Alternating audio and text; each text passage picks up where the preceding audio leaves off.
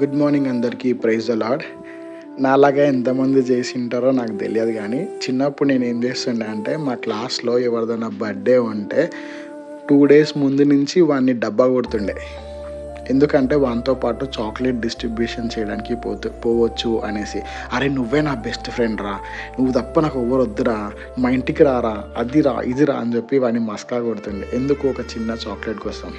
ఈ విషయం ఎందుకు చెప్తున్నా అంటే మనం కూడా దేవుని సన్నిధిలో ఎట్లుంటున్నామంటే అవసరాల కోసమే ప్రార్థిస్తున్నాం. అయితే దేవుని వాక్యం ఏం సెలవిస్తుందంటే, నీవు నీ పూర్ణ హృదయముతోనూ, నీ పూర్ణ ఆత్మతోనూ, నీ పూర్ణ వివేకముతోనూ, నీ పూర్ణ బలముతోనూ నీ దేవుడైన ప్రభువును ప్రేమింపవలెను.